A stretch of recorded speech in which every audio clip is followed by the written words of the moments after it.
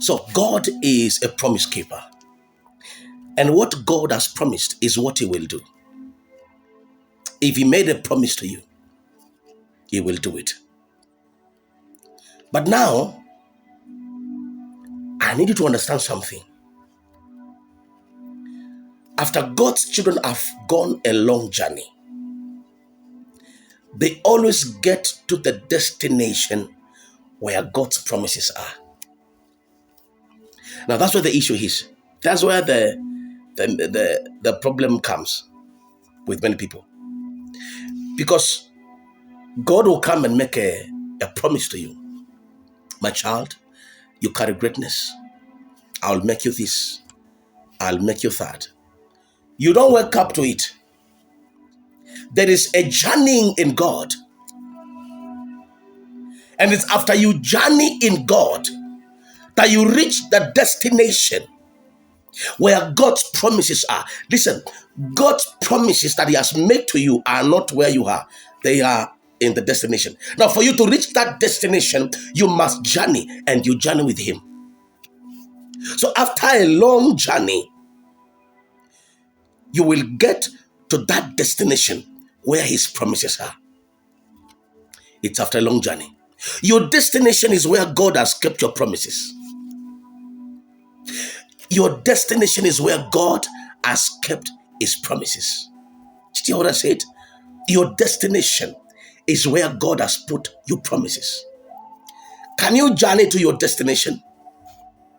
That's where the issue comes. Men don't want to journey to where the destination is. Journey till destination. That's where your promises are. So God comes at you at point A, he makes a promise. But the promises are at point B. That's the destination. So you have to move from point A to point B. You have to journey. It has taken them years. It took Abraham 25 years to journey to point B, to his destination. And you know what? God exactly did what he had promised to that man. So your destination is where God has kept your promise. That's where your promise is. You've been looking for your promise. Your promise is at the destination. You must journey. It is not at the beginning of the journey, at the end of your journey. It's for you to journey and to reach to where the destination of God's promises are. It's for you to journey. Many people are not willing to journey. Many people are not willing. What motivates you to journey with God? What motivates you is to know that God has not failed. God has never failed. He will never fail. He's not planning to fail. He has never. He's a promise keeper. That statement alone should motivate you to journey with ground. Look around people that have seen the hand of God, purely the hand of God in their lives, and ask them. They will tell you they journeyed. There was a journey. What many people call the promise and the process is what I'm calling the journeying in God. Yes. What you call the process is what I'm calling the journeying in God. Pay attention. So it's for you to journey. It's for you to journey and to reach where the destination of God's promises are. Because God has never failed. Now, God's children, we don't want to go through the journey. We don't want. Listen, pay attention. God has never failed. It is us who don't want to go through the journey. It's us. Check yourself. It's us who don't want to go through. God has never failed. But we don't want to go through the journey. Many want to go escape routes. That's the problem. Maybe you have met somebody that has told you, sometimes God does. This God, it's hard to understand him. No, it's not hard. It's not hard. The only issue is that on the way, as we journey, we begin very well. Many people begin very well. But on the way, they change. On the way, they change the route. On the way, they change the route. You can never receive God's promises You can never receive God's promises with shortcuts. Never. You have to journey with God until destination where God has kept his promises. You have to journey with God. So there is journeying. Now, in the journeying, there are shortcuts. In the journeying, there are escape routes, very available. For example, Lot was journeying together with Abraham. On the way, he saw an escape route. He saw a shortcut. He saw a green place. Ask yourself, and Lot should have asked himself, why is it that my uncle has seen that green place and he has not gone that path? It was a shortcut. Any shortcut will cut your life short or will cut your vision short. Any shortcut that you take, you can be sure, take this Trend Bank. It will cut your vision.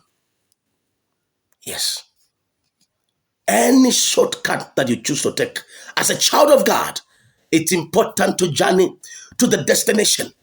No one took a shortcut and made it. Any shortcut that you take, it will cost you. It's expensive. You can't pay. You cannot service a shortcut. You cannot. You can't. It will cut your vision short. You have to journey. Make sure that you journey to your destination. The book of James, chapter 1, verse 12 says something powerful. Let me open for you and read for you. James, chapter 1, verse 12. The Bible says, blessed is the man that endures temptation, for when he is tried, he shall receive the crown of life, which the Lord has promised to them that love him. Look at that. Blessed is the man that endures temptations. So this journeying, there are temptations. In this journeying, this path of journeying, it's full of temptations. For when he is tried, God is trying you in the journey. He shall receive the crown of life. He shall receive the crown of life. So God can be trusted. What he says, he does it, which the Lord has promised to them that love him. Look at that. It's a promise also. So this one, we are using this passage for now. Of course, we know there is a crown that God has promised us after we've gone through this journey of doing his assignments here on earth. There is a crown of life. But even here on earth, there's also a crown. The promise of God that he has made to you. God is a promise keeper, but you have to journey. You have to endure the temptation.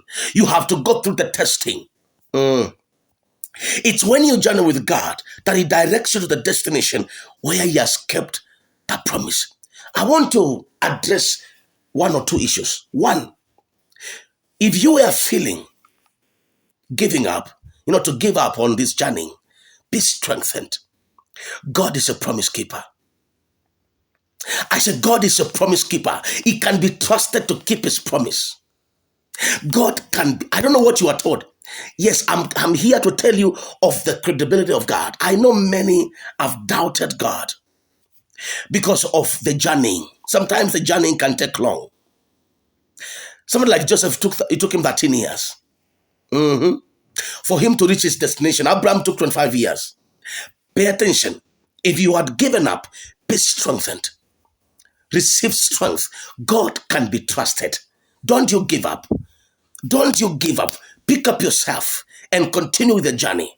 It is well. He is a promise keeper. In the book of Jeremiah, quickly, chapter 6. Oh my goodness. 6:16. That says the Lord, stand ye in the ways and see, and ask for the old paths. Where is the good way? And walk therein, and ye shall find rest for your souls. If you had missed the good way, the old path, if you had wandered away or you had taken a shortcut, there is grace, there is mercy. Go back to the old path. Ask for the good way. The Lord is willing to restore you to the old path, to the good old way.